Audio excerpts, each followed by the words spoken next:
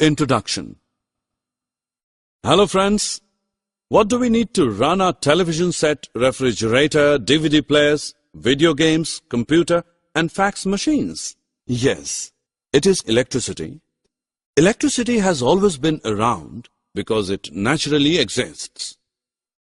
Lightning, for instance, is simply a flow of electrons between the ground and the clouds. Objectives.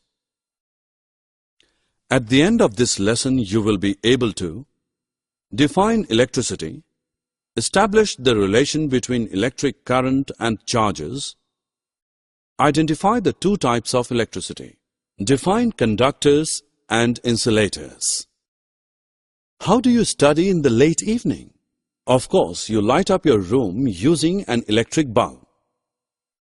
Have you ever wondered what causes the bulb or the tube to light up? They need electricity to light up. Electricity passes through the wires and reaches the filament of the bulb, heating it up to glow. When we comb our hair with a plastic comb and take it near the small pieces of paper, the paper pieces are attracted toward the comb. We then say that the comb is charged with electricity. This was first noticed by a Greek man named Thales over 2,500 years ago. Thales found that amber attracted tiny feathers after it was rubbed with silk cloth. This was due to static electricity. The origin of the word electricity comes from the term electron. Let us perform an activity to understand positive and negative charges. Take an ebonite rod and rub it with a piece of woolen cloth. Now suspend the rod by tying a thread through its middle. Now charge another ebonite rod in the same way and bring it close to the suspended rod. What do you notice? The suspended rod moves away from the second one. Now take a glass rod and rub it with a silk cloth.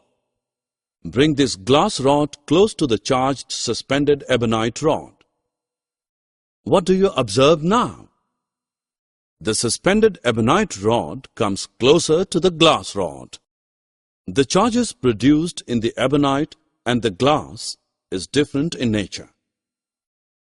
These two kinds of charges are called positive and negative charges. The positive charge is shown by the plus sign and the negative by the minus sign. Merely as a convention, charge on a glass rod rubbed with silk is taken as positive and that of ebonite rod rubbed with woolen cloth is taken as negative. From the earlier activity we can conclude that like charges repel each other and unlike charges attract each other. Fill in the blanks. We have just studied about electric charges and the forces they exert on one another. We have learned there are two types of charges, positive and negative. When charges transfer from one body to the other, the bodies are said to be charged. The moving or flowing charges produce an electric current. An electric current consists of a movement of negative charges, that is, electrons. The flow of electrons gives us electricity. Electric current is measured by ammeter. Dry cell battery used in a torch or transistor radio is a source of electric current. Every battery has two terminals marked plus and minus. When a metallic wire connects these two terminals, the electrons resulted from chemical reaction start flowing through the wire, constituting an electric current. These electrons flow from the negative to positive terminal. Thus, a cell is a simple device in which chemical energy is changed into electric energy. Some materials allow electric current to pass through them, others do not. The materials that allow electric current to pass through them are called conductors.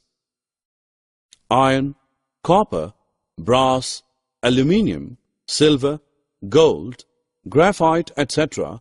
are the conductors of electricity. The materials through which electric current doesn't flow are called insulators.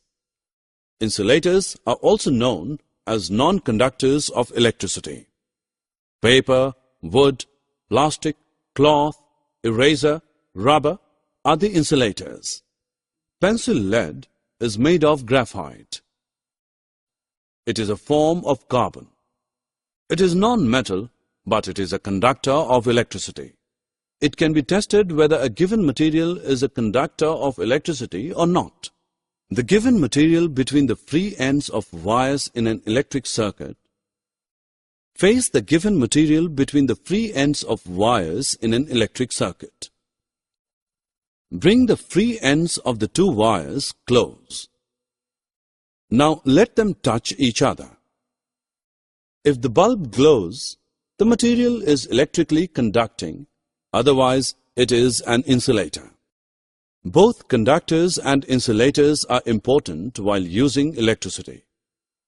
The conductors like copper or other metallic wires are used for electric supply, but at the same time, these metallic wires are coated by insulating materials like plastic or rubber for safety. Summary. Let us summarize what we have learnt. Electricity is a form of energy. Charges always occur together. Like charges repel and unlike charges attract each other. The flow of electrons is called electric current. Lightning is an electric discharge in the sky. Cells are sources of electric current. Cell is a device in which chemical energy is changed into electric energy. The combination of cells is called a battery. Electric current is measured by an instrument called as ammeter. Metals and inorganic salts are good conductors.